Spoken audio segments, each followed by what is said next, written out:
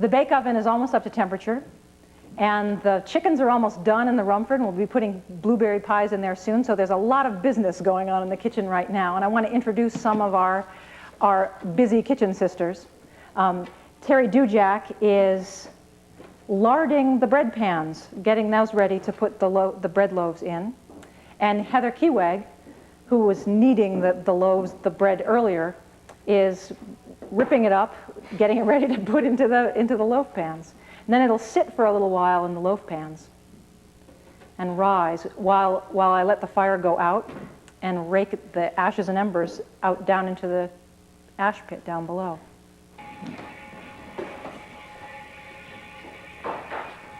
I see our blueberry pie is in preparation to go into the Rumford oven. And the cooks on this side of the kitchen are Gladys Calderwood, who's preparing the crust, and Kathy Guy, who's preparing the blueberries to go into that crust. I think I hear the deep fat fryer getting ready to fry the corn oysters, so let's go there next.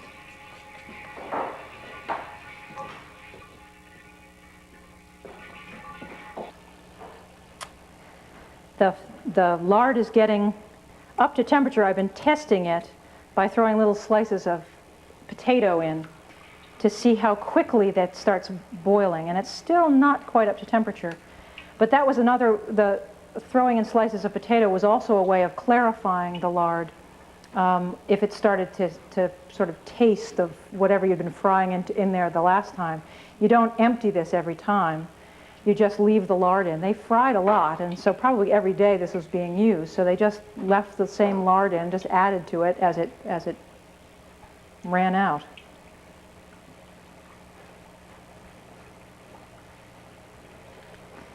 Now what I'm going to be frying is, well, it's called corn oysters. And it's a very seasonal kind of dish because it's green corn season now. Well, we call it sweet corn season, but they would have called it green corn.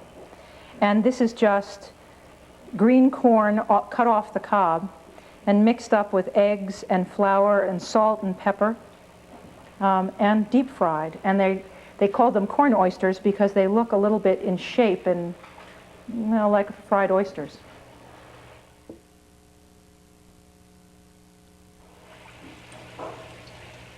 Visitors often assume that the Shakers ate a very healthy diet, healthy by 20th century standards. But fried food was as popular then as it is now, and probably even more so. But with the heavy work that they did, they needed that extra fat. We no longer need that fat in our diet.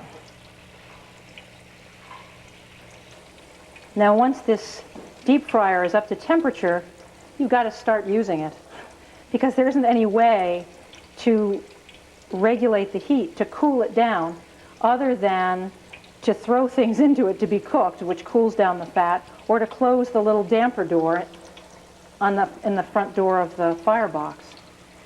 So it's not infinitely adjustable, and it's certainly not instantly adjustable.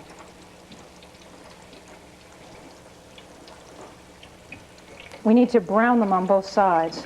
When they float in the fat, only the bottom side gets cooked.